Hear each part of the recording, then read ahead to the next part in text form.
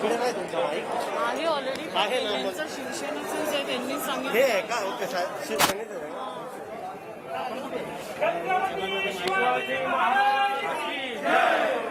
लावा ना.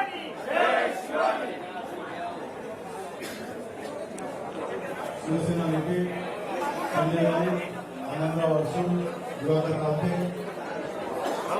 यांनी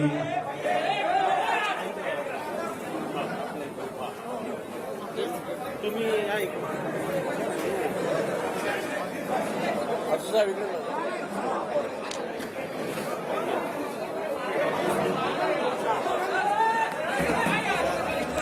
माईक लावा. आपला इकडे आपलं इकडचंच आहे.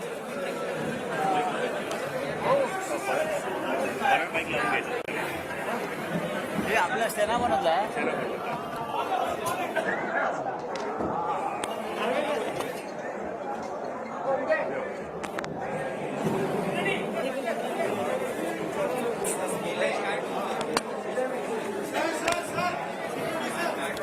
बस एक मिनिट पेन लागला ना पेन. हा तेच बघते. काय करूया? अरे माझ्या फायली कुठे आहेत? टाका भाऊ, हे ठेवू याकडे. हे फायली कुठे आहेत सगळ्या?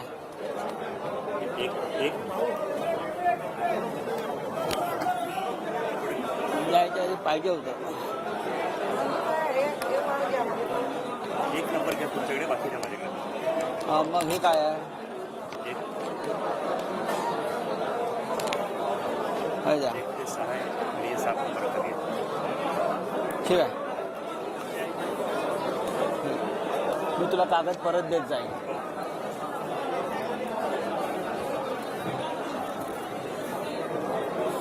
हॅलो.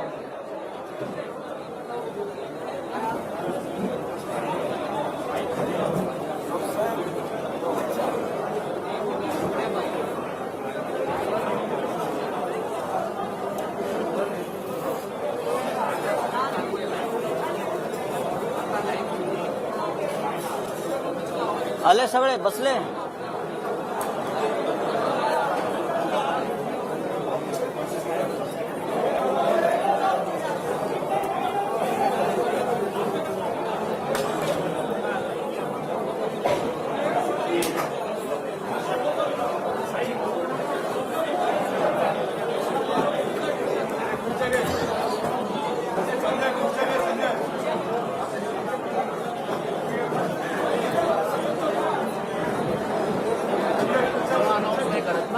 हा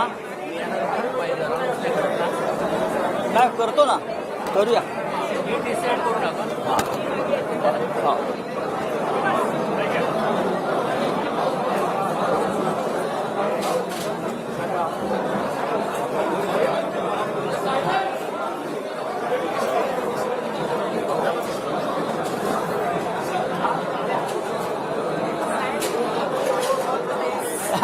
Thank you.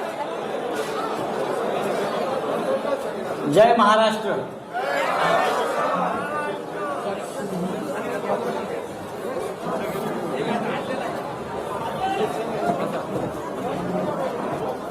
मला असं वाटतं ही आंतरराष्ट्रीय पत्रकार परिषद.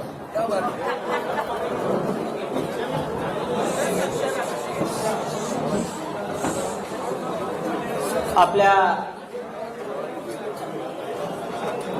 समस्त पत्रकार बांधवांचं शिवसेना भवनात स्वागत. हिंदू हृदय सम्राट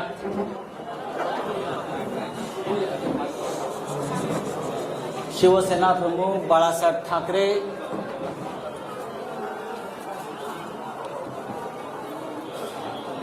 यांना वंदन करतो, अभिवादन करतो, त्यांचं स्मरण करतो. कारण या वास्तूला एक महत्व आहे. अनेक लढे शिवसेना प्रमुखांच्या नेतृत्वाखाली आम्ही याच वास्तूतून सुरू केले. या वास्तूनं अनेक हल्ले पचवलेले आहेत. नुसते हल्ले नाही तर अतिरेकांचा हल्लाही पचवलाय. याच वास्तूच्या खाली बॉम्बस्फोट झालेले आहेत अतिरेक्यांकडून. माझ्या सोबत शिवसेना प्रमुखांचे आमचे सगळ्यांचे सहकारी आहेत, ज्यांनी शिवसेना प्रमुखांबरोबर वर्षानुवर्ष काम केलं. असे सगळे दिवाकर रावते उपस्थित आहेत. खूप दिवसांनी अडसूळ आहेत आमचे. विनायक राऊत, अनिल देसाई, आदेश बांदेकर, मुंबईच्या महापौर किशोरीताई पेडणेकर, अरविंद सावंत, मंत्री उदय सामंत, अनेक म्हणजे संपूर्ण शिवसेना इकडे उपस्थित आहे. मी माननीय उद्धव ठाकरे, माननीय मुख्यमंत्री आणि शिवसेना पक्ष प्रमुख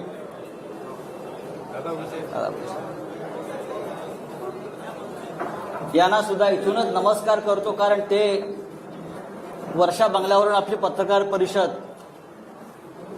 पाहतायत. त्यांचा आत्ताच फोन होता. माननीय शरद पवार साहेबांचाही फोन होता. महाविकास आघाडीतल्या प्रत्येक प्रमुख नेत्यांचा मला आत्ता एक 5-10 मिनिटांपूर्वी फोन होते. सकाळपासून त्यांचे फोन सुरू आहेत आणि सगळ्यांनी आजच्या पत्रकार परिषदेला आपल्याला आशीर्वाद दिलेले आहेत आणि मला एवढंच सांगितलं, आप आगे बढो, पुढे वा, ही लढाईची सुरुवात तुम्ही करा. महाराष्ट्रावर, मराठी माणसावर सुरू आहे त्या आक्रमणाविरुद्ध कोणीतरी रणशिंग फुंकायला हवं होतं. ते आपण या ऐतिहासिक शिवसेना भवनाच्या वास्तूतून फुंकतोय. बाळासाहेबांनी आम्हाला एक मंत्र दिला आणि तो आयुष्यभराचा मंत्र आहे. ते नेहमी सांगायचे आम्हाला, तू काही पाप केलं नसशील, तुम्ही काही गुन्हा केला नसेल, तुझं मन साफ आहे, तर कुणाच्या बापाला घाबरू नका. आणि आज उद्धव ठाकरे सुद्धा आपले पक्षप्रमुख याच पद्धतीनं ही शिवसेना पुढे घेऊन जात आहे. आजची पत्रकार परिषद घेण्याचं प्रयोजन यासाठीच आहे की आम्हाला संदेश द्यायचा आहे की महाराष्ट्र गांडूची अवलाद नाही.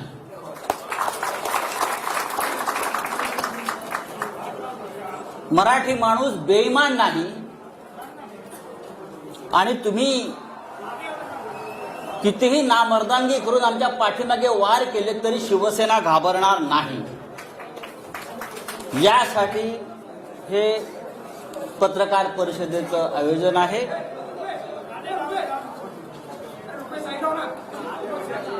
गेल्या काही दिवसापासून आपण पाहताय, शिवसेना असेल, सरकार त्यांना पाडायचं आहे, घालवायचं आहे आणि त्यासाठी केंद्रीय तपास यंत्रणांचा गैरवापर सुरू आहे.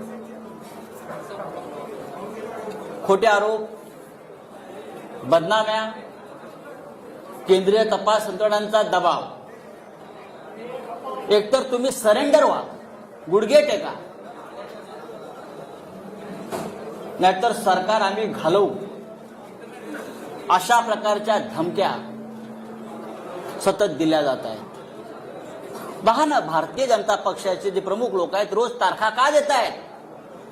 या महाराष्ट्रामध्ये 170चं बहुमत असताना, 170चं बहुमत असताना भारतीय जनता पक्षाचे लोक 2 दिवसांनी एक तारीख देतात. आता 10 मार्च नंतर, आता अमुक, हे तुम्ही कोणाच्या भरोशावर ह्या तारखा देताय? व्यंकय्या नायडू यांना आम्ही एक पत्र लिहिलंय, त्या पत्रापासून सुरुवात झालेली आहे. राज्यसभेचे चेअरमन व्यंकय्या नायडू, उपराष्ट्रपती यांना आम्ही एक पत्र लिहून केंद्रीय तपास यंत्रणा महाराष्ट्रात काय करतायत आणि माझ्यासारख्या राज्यसभा सदस्याला कशा प्रकारे त्रास देऊ पाहतायत याचं कारण इतकंच आहे की साधारण 20 दिवसापूर्वी आणि त्याच्या आधी भारतीय जनता पक्षाचे काही प्रमुख लोक मला भेटले. हा विषय दिल्लीत मी सांगितलेला आहे. भारतीय जनता पक्षाचे काही प्रमुख लोक मला भेटले, ज्यांना मी ओळखतो. 3 वेळा मला ते भेटले आणि त्यांनी मला वारंवार हे सांगण्याचा प्रयत्न केला की तुम्ही या सरकारच्या प्रवाहातून बाहेर पडा. कोणत्याही परिस्थितीमध्ये आम्हाला हे सरकार घालवायचं आहे. आमची संपूर्ण तयारी झालेली आहे. एकतर आम्ही इतर राष्ट्रपती राजवट आणू, नाहीतर काही आमदार आम्हाला आमच्या हाताशी लागतायत, त्यांना तोडून आम्ही हे सरकार बनवू. तुम्ही मध्ये पडू नका. तुम्ही आम्हाला मदत करा आमचं सरकार येण्यासाठी. मी म्हणले कसं काय शक्य आहे? 170 आमदारांचं बहुमत तुम्ही कसं काय उद्ध्वस्त करू शकता, पायदळी तुडवू शकता? या लोकभावना. ह्याच्यावर त्यांनी मला सांगितलं, जर तुम्ही काही लोकांनी आम्हाला मदत केली नाही तर तुम्हाला केंद्रीय तपास यंत्रणा तुम्हाला टाईट करतील. हा शब्द आहे, टाईट करतील आणि फिक्स करतील. मी आता त्यांची नावं घेत नाही, पण मी भविष्याची. आणि त्या संदर्भात दिल्लीतून सगळी सिद्धता झालेली आहे तुमच्या लोकांना टाईट करण्याचं, फिक्स करण्याचं. आणि तुम्हाला नंतर पश्चाताप होईल की तुम्ही आम्हाला का मदत केली नाही. मी म्हटलं काय हरकत नाही, तुम्ही काही करू शकता, पण महाराष्ट्राच्या सरकारला किंवा ठाकरे सरकारला नख लागेल असं कोणतेही कृत्य आमच्या सरकारकडून होणार नाही. त्यांनी मला असंही सांगितलं, तुम्ही पाहिलं असेल की सध्या पवार कुटुंबांवर धाडी पडतायत. सध्या त्याच काळात सध्या पवार कुटुंबावर धाडी पडतायत आणि ते सुद्धा प्रकरण सोपं नाही. आम्ही त्यांना सुद्धा टाईट करतो. शरद पवार आणि मी नंतर माहिती घेतली तर त्याच दरम्यान 1 दिवसाच्या आड दुसऱ्या दिवसापासून पवार साहेबांच्या म्हणजे पवार कुटुंबियांच्या घरावर सातत्यानं धाडी पडू लागल्या. ईडीचे लोक हे त्यांच्या घरात, त्यांच्या मुलींच्या घरात, बहिणींच्या घरामध्ये 8-8 दिवस जाऊन ठाण बांधून बसले, बाहेर पडायला तयार नव्हते. आणि तिथे सुद्धा ह्याच प्रकारच्या धमक्या त्यांना दिल्या जात होत्या. मी जेव्हा त्यांना नाही सांगितलं की तुम्ही या भानगडीत पडू नका, आम्ही प्रतिकार करू,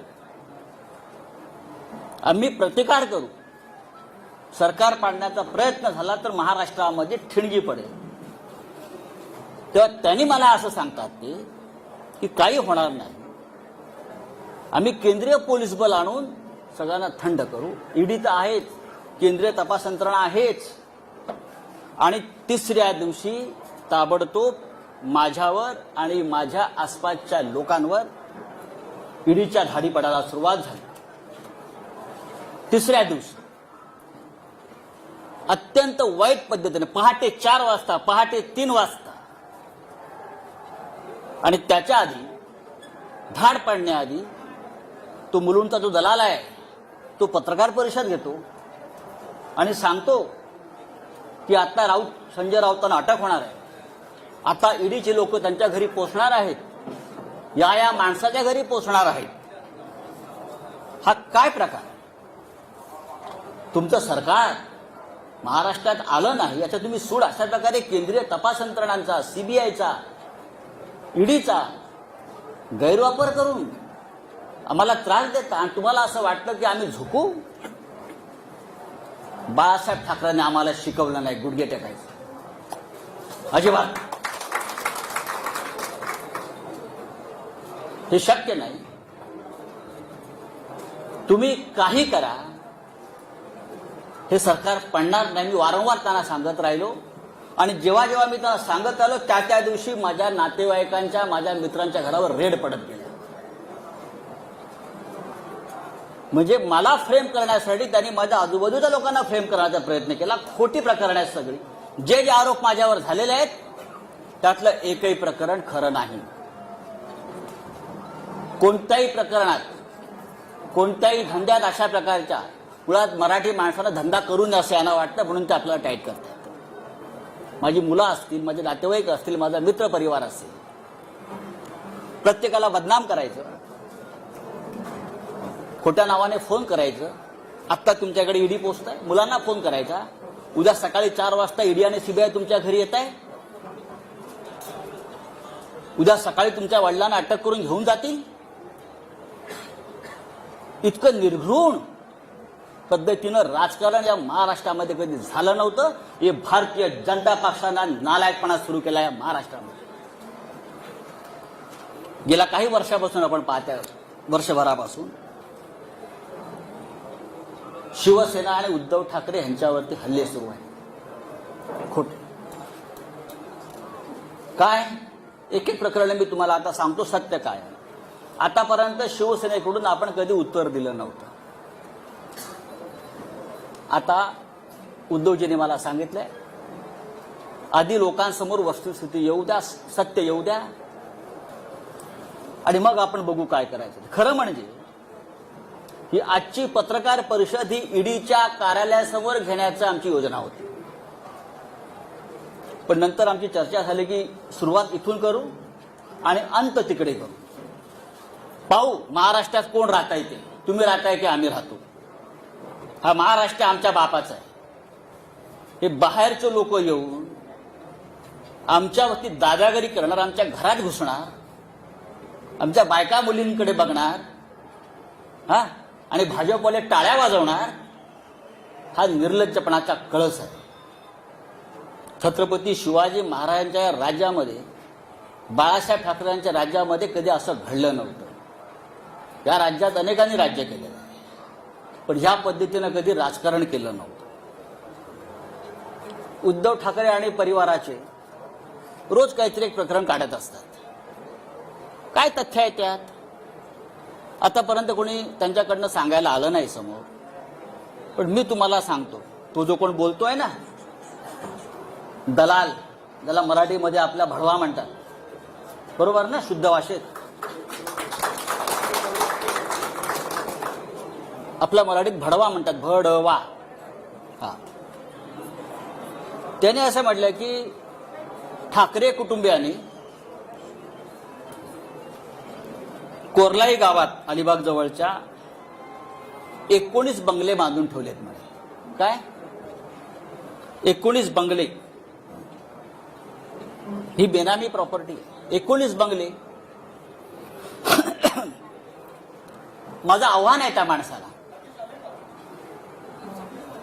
माझं त्या दलालाला आव्हान आहे, आणि आपल्या सगळ्यांना मी सांगतो, कधी सांगा आपण 4 बसेस करू आणि आपण त्या 19 बंगल्यामध्ये पिकनिकला जाऊ. आपण त्या बंगल्यात एक पिकनिक काढू सगळ्या पत्रकारांची. जर तुम्हाला ते बंगले तिकडे दिसले तर मी राजकारण सोडीन, आणि जर दिसले नाही तर त्या दलालाला जोड्याने मारेन. अख्खी शिवसेना जोड्याने मारेन. म्हणजे दिशाभूल करायची, खोटेपणाचा कळस करायचा, भंपकपणा करायचा. कुठे आहेत बंगले? 19 बंगले, 19 बंगले. रोज टीव्हीला चालू 19 बंगले, 19 बंगले. चला दाखवूया, जाऊ आपण तिथे पार्टी करू, बंगल्यात बसून देतो चाव्या तुम्हाला. मी उद्धवजीला विचारलं, आम्हाला दाखवा बंगले तुमचे. पण लोकांच्या मनामध्ये भ्रम निर्माण करायचा, खोटेपणा, भंपकपणा, मराठी माणसाचा द्वेष महाराष्ट्राविषयी असूया. हाच किरीट सोमय्या ज्याने काही वर्षापूर्वी हायकोर्टामध्ये एक पिटिशन केलं होतं, आठवत असेल तुम्हाला, शिशिर शिंदे असतील, त्यांना माहिती आहे. मराठी भाषा, बरोबर ना, मुंबईतून मराठी भाषा शालेय शिक्षणात सक्तीची असू नये यासाठी जो माणूस कोर्टात जातो आमच्या मराठी भाषेविरुद्ध, त्याच्याकडून तुम्ही काय अपेक्षा करता? हा भारतीय जनता पक्षाचा फ्रंटमॅन, आणि मराठी कट्टा चालवतात हे लोक मुंबईमध्ये. महानगरपालिका मराठी कट्टा. मराठी भाषेच्या विरुद्ध जो माणूस कोर्टात गेला महाराष्ट्रामध्ये, हाच तो भडवा, दलाल, आमच्या मराठी भाषेविरुद्ध. आणि काय तुम्ही सांगताय मराठीला अभिजात भाषा दर्जा आम्ही देतोय म्हणून. आधी याचा थोबाड बंद करा, आता आम्ही करू. दुसरा एक तो हल्ली म्हणतोय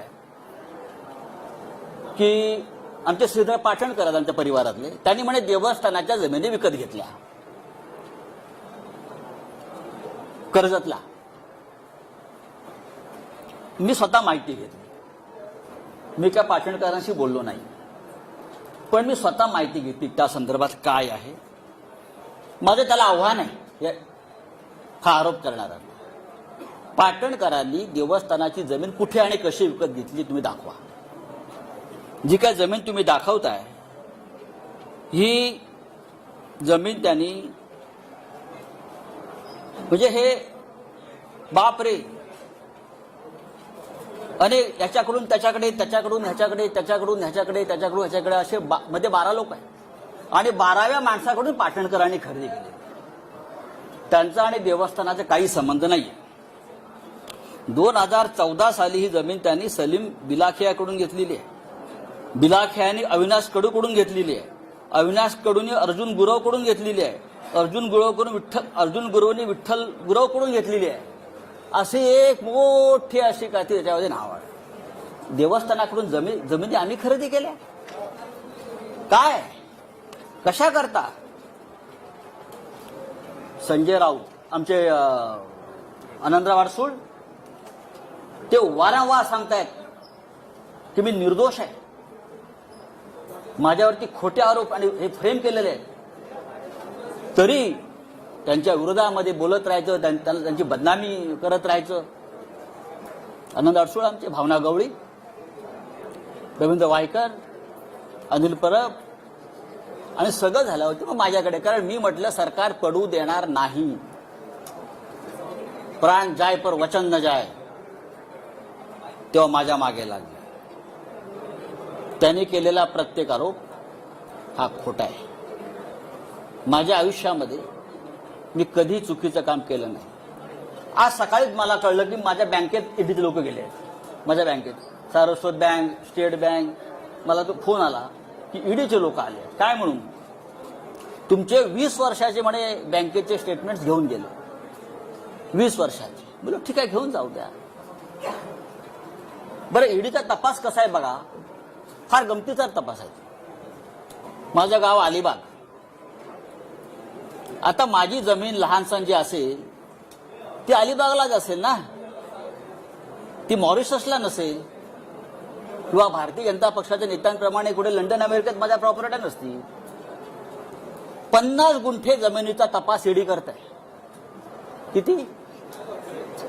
50 गुंठे जमिनीसाठी ईडीच्या लोकांनी गेल्या 15 दिवसापासून त्या गावातल्या किहीम गावातल्या आणि इकडल्या मुंबईतल्या त्यांच्या नातेवाईकांना म्हणजे कोणाची 2 गुंठे जमीन, कोणाची 1.5 गुंठे जमीन अशा आम्ही पूर्वी घेतलेल्या जमिनी मिळून 50-55 गुंठे टोटल 30-40 लाखाच्या पुढे व्यवहार नसेल.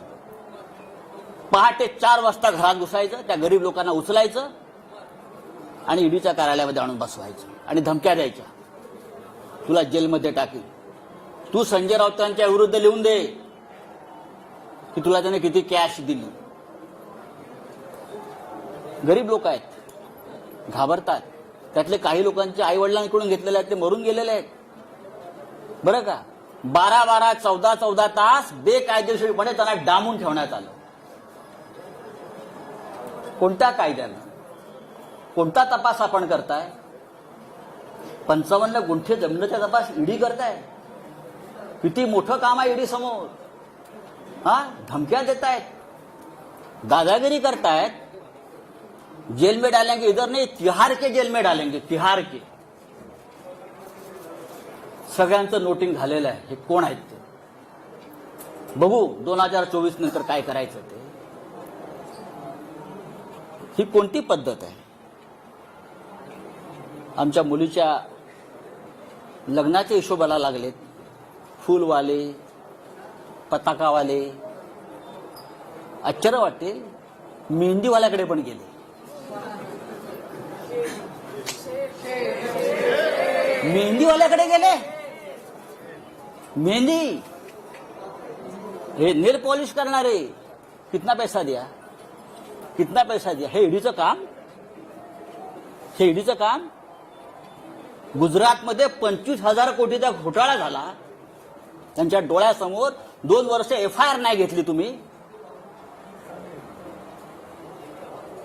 1 वर्षापूर्वी मुंबईत एक लग्न झालं एका भारतीय जनता पक्षाच्या नेत्याच्या मुलीचं. आम्ही काय बोललो का? ते वनमंत्री होते म्हणून त्यांनी त्या लग्नाचा सेट जंगलाचा केला, जंगलाचा.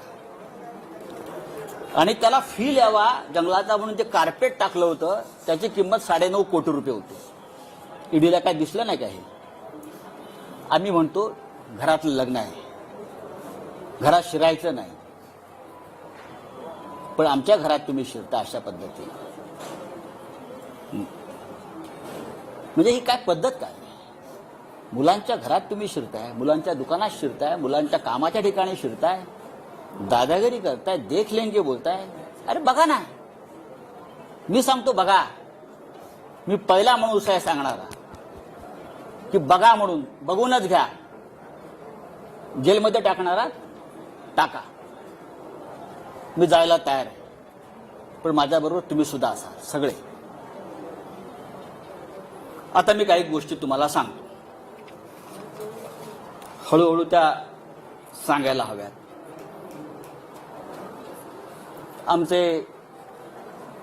मला कोणतरी म्हटलं की तुम्ही जे कपडे शिवले तिथे पण डेडीवाला गेले होते म्हणजे लग्नाचे कपडे शिवले. मुलुंडला टेलर आहे आमचा एक, तिथे गेले होते, किती कपडे शिवले म्हटलं. म्हणजे ईडी हा काय प्रकार आहे हे तुम्हाला कळलं पाहिजे म्हणून तुम्हाला मी सांगतो. मैंने जहां कपड़ा सिलाया ना मुलुंड में, वो टेलर के पास भी ईडी के लोग गए थे. क्या क्या सिलाया, कितने सिलाया, कितना बिल दिया, कितने सूट सिलाया. अब सिर्फ जूते वाले के पास जाना बाकी. हाँ, जाने दो कहां जाना चाहिए, लेकिन टक्कर शिवसेना से आप ध्यान में रखिए.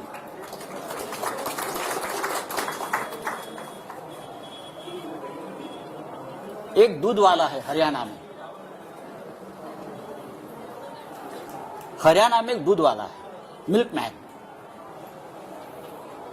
एस नरवर. मैं पूछना चाहता हूं ईडी से, क्या आप ये नरवर को पहचानते हो? सिर्फ 5 साल में एक दूध वाला 7,000 करोड़ का मालिक कैसे बन गया? किसका पैसा है?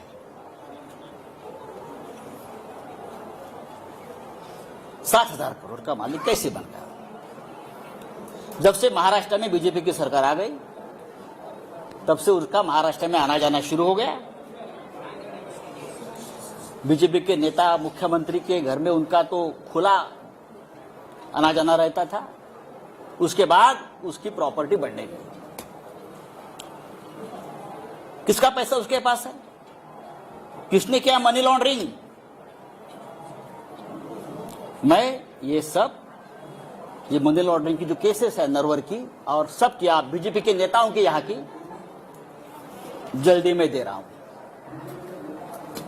जल्दी दे रहा हूं. 7,000 करोड़ में से 3,500 करोड़ ये महाराष्ट्र से गए हैं. 3,500 करोड़ की प्रॉपर्टी महाराष्ट्र में जो उनको प्रोजेक्ट मिले, महाराष्ट्र से जो करप्शन हुआ है पहले वाली सरकार में, वहां से गई है.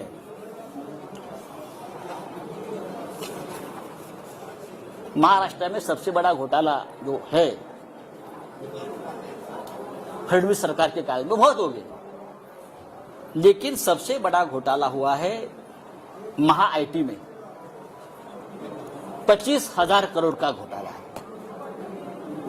25,000. कौन है अमोल काळे? कहां छुपाया उसको बताइए. Who is Amol Kale? Who is Vijay Dhavangale? सबके अकाउंट्स, सबके लिंक्स, सबके मनी ट्रांजैक्शंस, सबके किसके साथ जुड़े हैं, बिना टेंडर किसको कॉन्ट्रैक्ट मिले हैं, पैसा कहां कहां गया है. 2 दिन में जाएगा ईओडब्ल्यू के पास, फिर जाएगा ईडी के पास. 5,000 करोड़ का तो हिसाब मेरे पास आया है. 5,000 करोड़ का हिसाब मेरे पास आया है, वो जाएगा। हमारी 1 गुंठा जमीन आप निकालते हो, हमारे कितने बंगले, 19 बंगले निकाल रहे हो जो नहीं है जमीन पर। हाँ, मैं सेंटर ही हूं, आप मुझे नहीं बदल सकते। आप मुझे बताइए, ईडी के पास काम नहीं है क्या? जो हमारे जैसे मिडिल क्लास लोग जो है महाराष्ट्र में, उनके पीछे पड़े हो। पढ़ना है तो पढ़ लीजिए, लेकिन आपने गलत आदमी से पंगा लिया है। आपने शिवसेना से पंगा लिया है, आपने महाराष्ट्र से पंगा लिया है। मैं इतना आपको बताना चाहता हूं। अब मैं वापस आता हूं, परत आता मी येतो। तुमचे प्रिय जे रोज असतात ना ततपप करत, त्यांनी म्हणे पीएमसी बँक घोटाळा काढला, पीएमसी बँक घोटाळा। दुसरे काढलंय पत्राचाळ, आणि पीएमसी बँक घोटाळा पत्राचाळीशी त्यांनी आमचा सगळ्यांचा संबंध लावला। माझं तिथे बँकेत कधी खातं नाही, मला ती बँक कुठे माहित नाही। पत्राचाळ मी अद्याप बघितलेली नाही। ठीक आहे, माझ्या आसपासचे मित्रपरिवार त्या व्यवसायात कुठे असतील मला माहित नाही, असू शकतात माझे। आणि मी कधीही ज्यांची नावं घेतली आहेत ते सगळे माझे मित्र आहेत, मी कधी टाळणार नाही। मी पळपुटा नाही, माझे मित्र आहेत ते, आणि माझे मित्र आहेत म्हणून त्यांना फ्रेम केलेलं आहे, पण मला माहिती आहे, मला त्रास देण्यासाठी। आता हे जे कोणी आहेत तुमचे दलाल, भडवे, ज्याला आपण मगाशी म्हणत होतो, ते वारंवार जे सांगतायत की पीएमसी बँक घोटाळ्यातले पैसे हे वापरतायत, आले आहेत। राकेश वाधवान, मला वाटतं नाव त्यांचं, राकेश वाधवान हे पीएमसी बँक घोटाळ्यातला एक असा आरोपी आहे। बिल्डर आहे मोठा, तो होता। बरंच काय काय सांगतात, आमचे सगळ्यांशी त्याचे संबंध आहेत, आणि पीएमसी बँक घोटाळ्यातले पैसे आम्ही वापरतो आहोत। आता फार एक महत्वाची गोष्ट मी तुम्हाला सांगतो। राकेश वाधवानला त्या काळात कोण ओळखत नव्हतं, सगळेच ओळखत होते। राकेश वाधवानच्या खात्यातून बीजेपीच्या अकाउंटला 20 कोटी रुपये गेलेले आहेत पक्षनिधी म्हणून।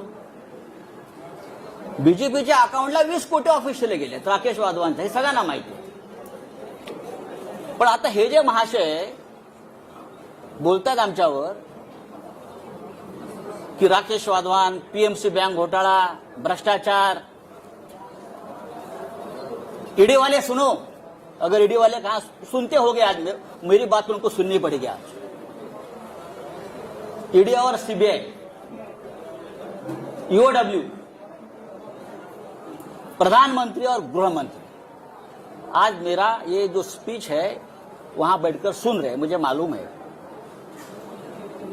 ये जो है अभी किरीट सोमैया ना, क्या उसका नाम, हाँ, वो बोलता है कि राकेश वाधवान एक भयंकर मानुस है, उसने भ्रष्टाचार किया है, पीएमसी बैंक घोटाला किया है, लोगों का पैसा डुबाया है। अब मैं पूछना चाहता हूं भाई, ये निकॉन इंफ्रा कंस्ट्रक्शन कंपनी किसकी है?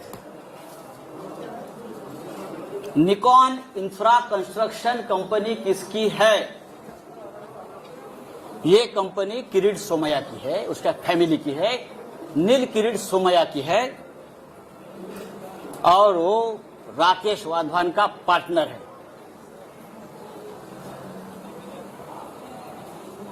निकॉन इन्फ्रासाठी पीएमसी बँक घोटाळ्यातल्या पैशाची गुंतवणूक करून हजारो कोटी रुपयाचा प्रकल्प त्याने मौजे गोखिवरे तालुका वसईत उभारलेला आहे।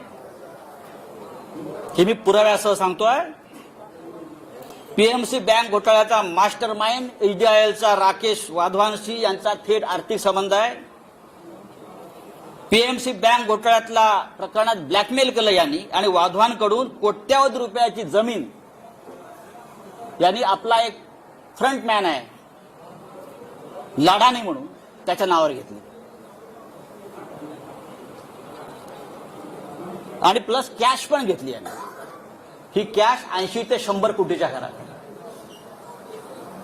पीएमसी बँक घोटाळ्यात ब्लॅकमेल करून आणि जमीन घेतली. आपल्या फ्रंटमॅन लडाणी, त्याचं नाव सांगतो मी तुम्हाला पूर्ण, लडाणीच्या नावावर त्यांनी ती घेतलेली आहे जमीन पूर्ण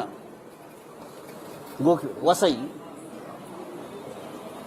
आणि गोखिवरे वसई येथे ही 400 कोटी रुपयाची जमीन फक्त 4.5 कोटी रुपयाला घेतली.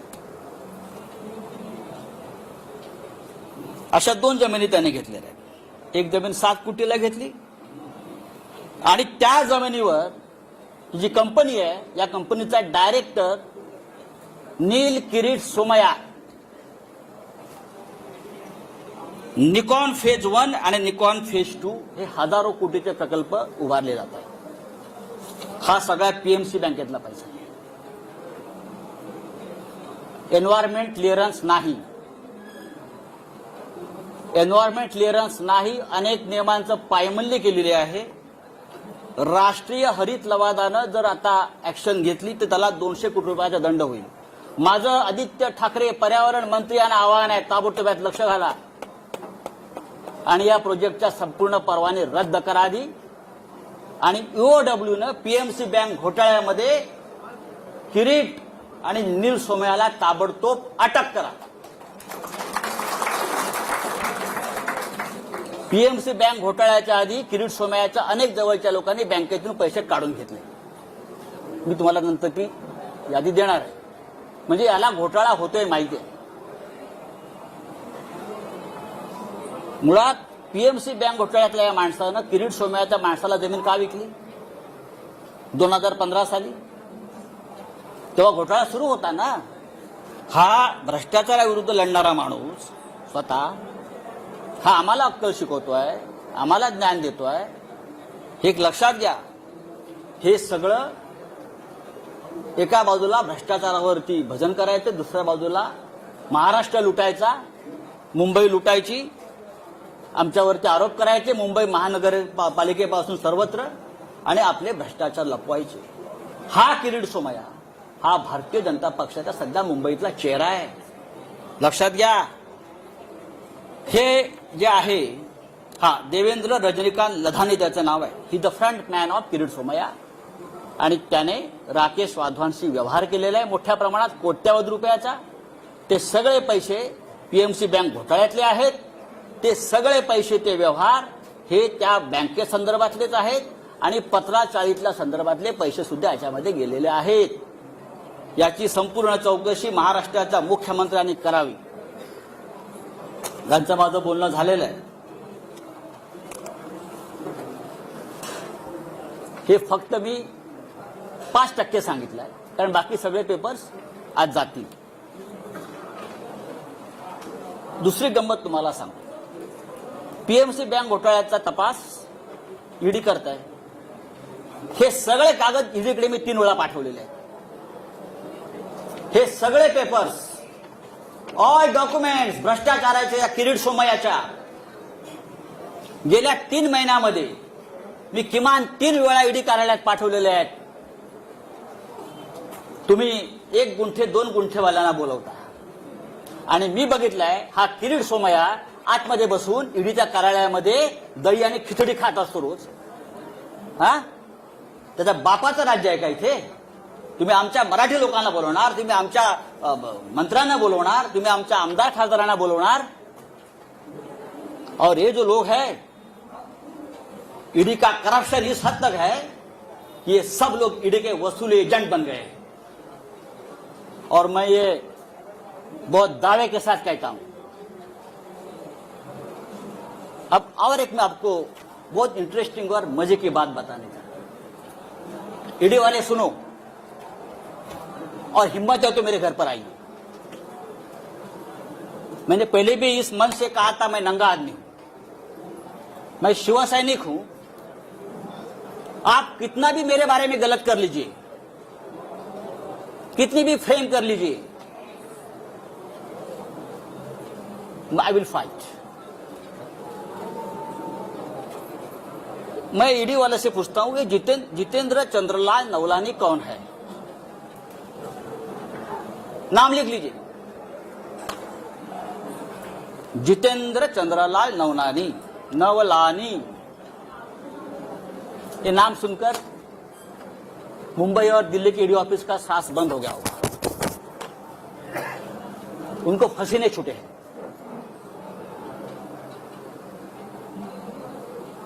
चार महीने से मुंबई के जो बिल्डर्स है बड़े बड़े, उनसे वसूली चल रही है ईडी के नाम पर। मुंबई के 70 बिल्डर, प्रतिष्ठित बिल्डर, उनसे ईडी के नाम पर जो वसूली हो रही है उसको ईडी को भी पता है, कुछ अधिकारियों को पता है ये कौन है, ये किसके लोग हैं, सब डेटा मेरे पास है। और मैं सबसे पहले प्रधानमंत्री मोदी जी को इस बारे में, जैसे वेंकैया जी को लिखा है, मैं मोदी जी को लिखूंगा, मैं अमित शाह जी को लिखूंगा, बाद में जानकारी यही जगह से आपको दूंगा। जितेंद्र नवलानी, फरीद शमा, रोमी और फिरोज शमा, ये चार किसके एजेंट हैं? मुंबई के 60 बिल्डरों से लोगों ने लगभग 300 करोड़ रुपए जमा किए हैं।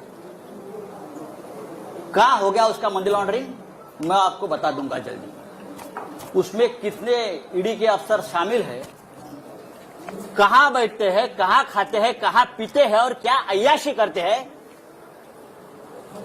ये मैं देश को बताऊंगा। चाहे आप मुझे गोली मारो, आप मुझे जेल में डालो, आप कुछ भी करें, मैं आपसे डरने वाला नहीं हूं। आप करिए, आपको जो करना है करिए। अब जो बात मैंने आपसे कही है, ये आप बात समझ लीजिए, महाराष्ट्र को बदनाम करना की एक बहुत बड़ा साजिश है।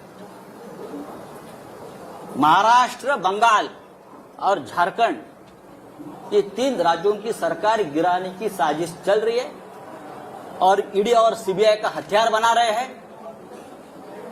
हमारे जैसे लोग जो पार्टी के लिए अपनी जान देने को तैयार है, हमारे जैसे लोग, हम सबको तकलीफ देंगे, धमकाएंगे, डराएंगे। लेकिन भाई, आपने हमारा डीएनए अभी तक देखा नहीं है क्या है। ऐसी कोई जेल बनी नहीं है कि मुझे 2 साल तक जेल में रखे। हमने बहुत देखा है जिंदगी। आइए, अरे बच्चों को धमकाते हैं लोग, ईडी वाले छोटे छोटे बच्चों को धमकाते हैं। 80 साल के एक बुढ़े को पकड़ कर लेके गए अलीबाग से, 80 ईयर्स ओल्ड हार्ट पेशेंट, वो रो रहा था कि मुझे अब याद नहीं है भाई, इतने साल का एक ट्रांजैक्शन है, मुझे कैसे याद होगा 2-4 लाख का ट्रांजैक्शन है। तू यहां ही मरेगा, तू घर में नहीं जाएगा। इस प्रकार से ईडी के अधिकारी ने उसको धमकाया। अमित शाह, मोदी जी से मेरा ये निवेदन है, क्या यही आपकी डेमोक्रेसी है? आप इमरजेंसी के बारे में बड़े बड़े भाषण देते हो, आक्रोश करते हो, और ये आपकी एजेंसी। अरे हमसे लड़ो ना। जिस दिन मेरे रिलेटिव्स के ऊपर, मेरे दोस्तों के ऊपर रेड्स हो रही थी और इनोसेंट लोगों को पकड़कर लेके जा रहे थे, उस रात को मैंने अमित शाह जी को फोन किया था। मैंने कहा कि अमित शाह जी, मैं आपका बहुत रिस्पेक्ट करता हूं, आप बड़े नेता है, देश के गृह मंत्री हैं, लेकिन ये जो चल रहा है ये ठीक नहीं है। अगर आपकी मुझसे दुश्मनी है तो आप मुझे अरेस्ट करिए, मैं तैयार हूं। आप मुझे टॉर्चर कीजिए, लेकिन आप मेरे नजदीकी, मेरे दोस्त, मेरे रिलेटिव्स, मेरे बच्चे, आप उनको क्यों टॉर्चर कर रहे हो आपकी एजेंसी? मैंने कहा उनको, और भी मैंने लोगों से बात। ये शिवसेना भवन है, बाला साहब ठाकरे जी से हमने हमेशा प्रेरणा ली है। ये महाराष्ट्र है, ये छत्रपति शिवाजी का महाराष्ट्र है। मैं इतना ही कहूंगा, आप करिए कुछ भी, हम झुकेंगे नहीं। हम डरेंगे नहीं, हम झुकेंगे नहीं, लेकिन आपको झुकाएंगे हम। किसी भी हालत में महाराष्ट्र में ठाकरे सरकार रहेगी और 2024 में भी देश में परिवर्तन होगा। तभी डराने वाले, धमकाने वाले कहां होंगे, इतना मैं कहूंगा। जो मुझे बात कहनी थी मैंने कह दी है। मुझे लगता है नो क्वेश्चन आंसर्स, ये काफी है। और ये बात अब तक, ये कहानी पूरी नहीं हुई है, ये ट्रेलर है। आने वाले समय में कुछ वीडियो, कुछ क्लिप्स और डॉक्यूमेंट्स लेकर मैं सामने आ जाऊंगा। मैं देखता हूं कौन क्या करता है। आप दिल्ली में, कुछ लोग गए, दिल्ली में जाओ, नहीं तो जो बाइडेन के पास जाओ, मुझे कोई फर्क नहीं पड़ता है। मैं शिवसैनिक हूं, मेरी जिंदगी संघर्ष में गई है, लड़ाई में गई है।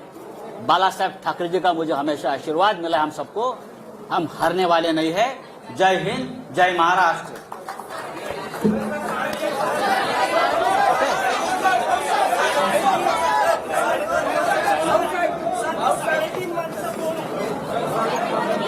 अजून एक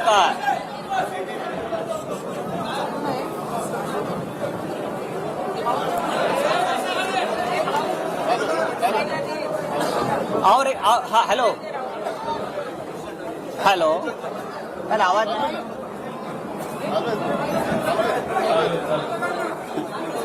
देवेंद्र फडणवीस जी का और एक फ्रंटमैन है जिसका नाम मोहित कंबोज।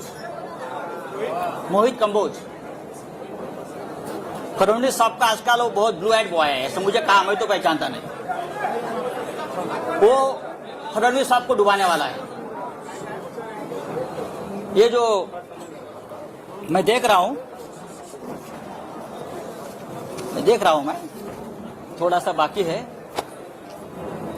ये जो पत्राचाल वाला इशू निकाला है ना, ये पत्राचाल की जमीन खरीदने वाला है मोहित कंबोज है। सबसे बड़ा घोटाला, और उसमें भी पीएमसी बैंक का पैसा लगा है। पीएमसी बैंक को डुबाने वाला, वहां का करप्शन का पैसा ये पत्राचाल में लगा है। और मोहित कंबोज का वहां एक द लग्जर कंस्ट्रक्शन प्रोजेक्ट बन रहा है पत्राचाल पे, और हम पे उंगली दिखा रहे हैं। दूसरी बात है कि और एक है, सॉरी, उसके बारे में मैं और बता दूंगा। कागज कहाँ गया वो, और एक कागज था उसका, हाँ, राकेश वाधवान, जो मैंने नाम लिया था, राकेश वाधवान, उसके पास से ये मोहित कंबोज के केबीजी ग्रुप ने 1,65,000 स्क्वायर मीटर की जगह में 40 एकड़ क्षेत्र में से 4557115 स्क्वायर मीटर, जिसकी कीमत है 12,000 करोड़, मोहित कंबोज ने खरीद लिया। कितने में खरीद लिया? 100 करोड़ में सिर्फ। कैसे? किसका पैसा है? और लोग बोलते हैं ये हमारे फडणवीस साहब का ब्लू आइड बॉय है। ये Kamboj bio farming private limited, KBG ventures, Ironman real estate, Tirth experience private limited, KBG hotels, Shivabi hotel, silver stick film company, Kaal Bhairav ventures, naps media solutions, PM reality, Kaal Bhairav, उसमें किसका पैसा कहां से आया है? फडणवीस साहब, सिर्फ आपको ही मालूम है। धन्यवाद।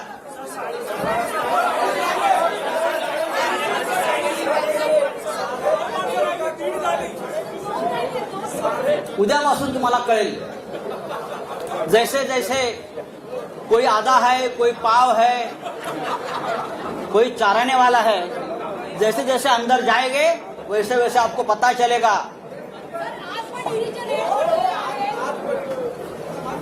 चलिए, धन्यवाद। ठीक झालं का? हाँ? या बाजूने मार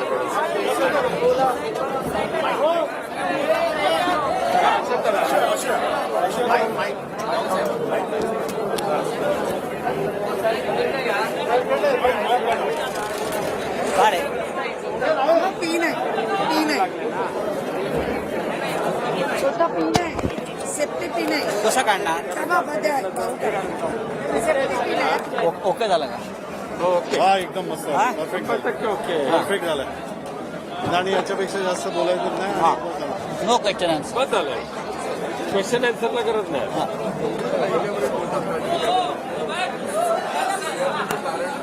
या इकडे चल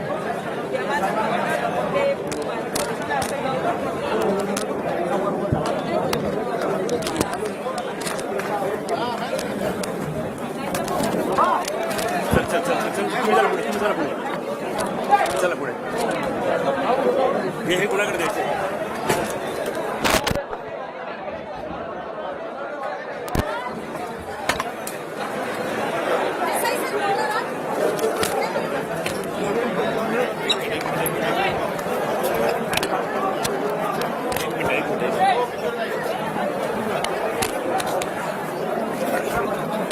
एक मिनिट ओ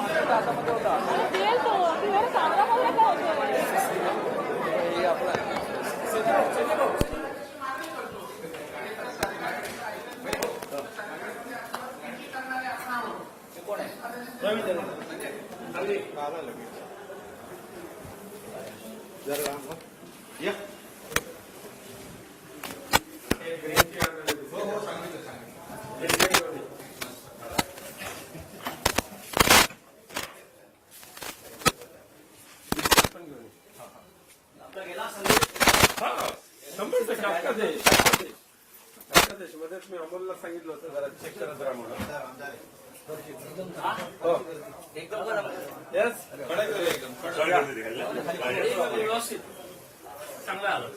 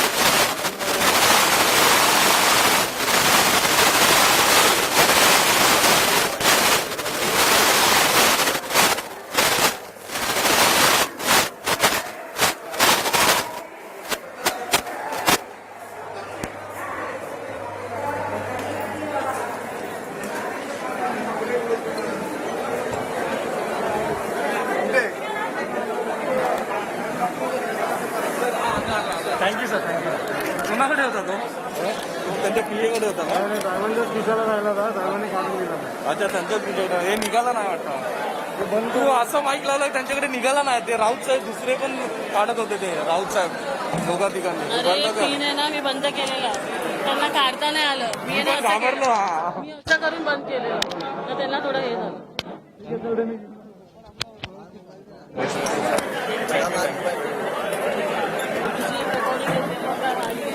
हे ते कोणतेच माईक काढ ना थांब ना, नंतर काढायचं थांब त्यांना जाऊन दे सगळ्यांना जाऊन